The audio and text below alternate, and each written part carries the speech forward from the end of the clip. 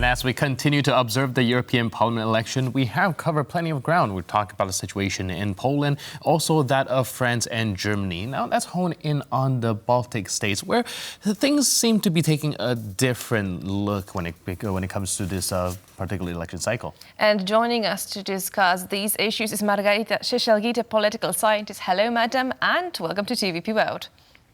Good morning. So we were discussing recently that now the EU has been going from one crisis to another, and that we see that now it was quite a stirred pot, especially now in France, in voter turnout in France, also what has been happening in Germany, Belgium, where now the Prime Minister decided to resign, so quite a bit of a stir. Now, in the meantime, the Baltics seem to be, let's say, stable, and in fact, now the voter turnout is relatively low. Why do you think that the voter turnout resulted that way, for instance? Well, I think that it's historical feature that European Parliament is probably not considered as the most important institution for the citizens of Baltic countries. It's not that they do not consider European Union as a very important organization for the political lives of their countries. However, the role of European Parliament seems a bit too far away for an ordinary citizen to digest. So that could be one of the reasons why the turnout in the Baltic countries is relatively low. When it comes to Lithuania, you have to bear in mind that Lithuania was having 2 rounds of presidential election just several weeks before, and that probably also indicates that citizens had reached certain fatigue of going to the elections. However, many times European Parliament elections were organized on the same day as the presidential elections in Lithuania, and that have generated higher turnout. However, the similar example was in 2009, when the election to European Parliament was organized separately from the presidential election. So in comparison to 2009, this year, the election turnout was a little bit higher than in 2009. All right, you mentioned like a very marginal gain when it comes to turnout. And of course, we do know that some of the Baltic states, like Lithuania, for example, has actually spent some significant amount of funding when it comes to trying to drive out these votes, which somehow seemed unsuccessful. However, all these challenges that the European Union is currently facing right now is also affecting these Baltic countries. Do you think that it's just like generally the Baltic countries feel like their domestic policy and their domestic national politicians make a more significant impact on these particular topics, or do they just have a less affinity to discuss the same sort of challenges that the rest of Europe is facing? I think that for an ordinary citizen, national politics is closer to the skin, and the people feel that they can have an impact on what's happening locally at the national government, whereas the European Parliament is a bit further away.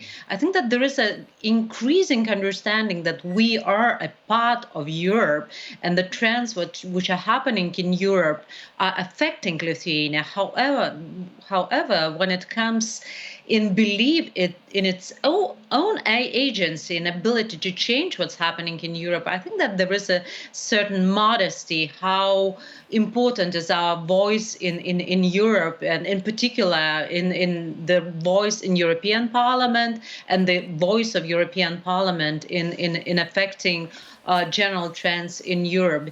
Because I think that there's general understanding that although the role of European Parliament has been increasing over the years, in particular since the Lisbon Treaty came into power, however, at the end of the day, the most important decisions are taken by the nation states, are taken by the Council. So in a way, what's happening in European Parliament elections, the general trends are important because they are a reflection on what's happening nationally in the member states of European Union. Right, and expanding on that, I would love to ask if you think that, for instance, now what we see happening in the Baltic states, is it also, now adding to what you just said, is it perhaps because now to the voters' mind, the EU is unable to provide a clear path to keep European nations secure and prosperous? Would it be also one of now the elements? I don't think that people in general reflect on this level of, generalization. Of course, when it comes to the security, and this is the urgent issue for the Baltic countries at the moment, everyone looks, first of all, at NATO, at the United States, and also to the particular members, the big members of the European Union, Germany, France. European Union is not naturally associated as the first organization which comes to your mind when talking about security and defense issues. So that could be also the reason why it is not so much interesting in terms of what's gonna happen in the European Parliament. But I think it's a bit broader issue related to the national voting patterns, relating to the general understanding of the role of the European Parliament in Europe, and the visibility of own members of European Parliament.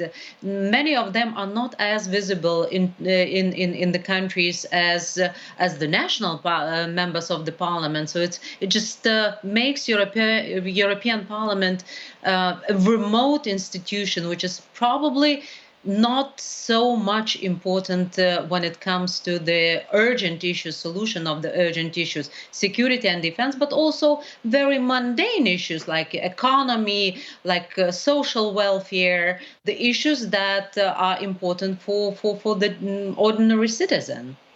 Right, like you mentioned, this could be a reflection of what is happening in the Baltic countries' take on the national level. So at least this could maybe be seen as a litmus test of how people might perceive it nationally, and perhaps become a weather bell forecasting what's going to happen within the national politics going forward. Indeed. Thank you so much, Madam, for joining us and providing your insights into this particular hemisphere. Thank you.